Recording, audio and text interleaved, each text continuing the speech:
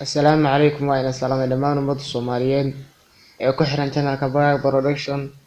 Maanta waxaan doonayaa inaan idin soo bandhigo 6 app oo muhiim ah qof walba oo YouTuber ah ama ku haminaya hadda inuu noqdo YouTuber.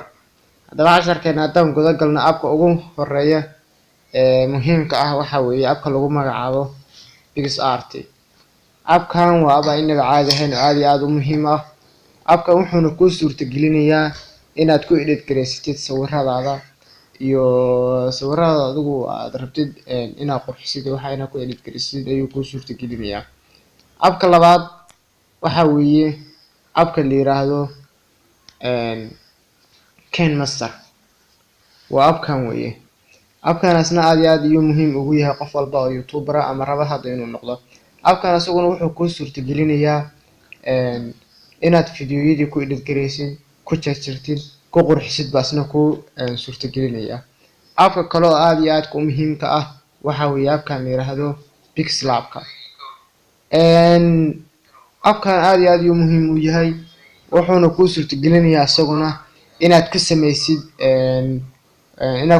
sida thumbnail-ka oo kale oo YouTube-ka sawirka la dul saaro inaad ku sameysatid ayuu asna ka caawinayaa. Appka kale oo muhiimka ah waxa weeye appkan la yiraahdo YouTube Studio. Haddaba waa maxay YouTube Studio?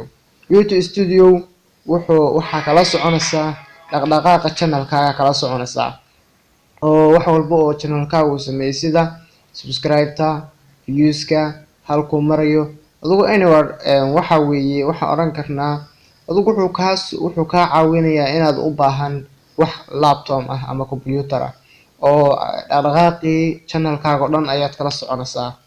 Marka appka kale oo aad iyo aad ku muhiimka ah waxa weeye appkan waxaa la yiraahdaa thumbnail maker. waxaana lagu sameeyaa thumbnailada.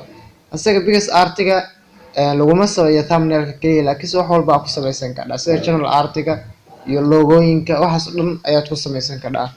Marka aad iyo aad ayay muhiimsantihiin ku soo dhawaada channelka Baraag Production. haddaadan walaal nagu soo biirin hadda nagu soo biir insha Allah. aad iyo aad ayaan kugu mahadcelinayaa. Wassalaamu calaykum waraxmatullaahi tacaala wabarakaatuh.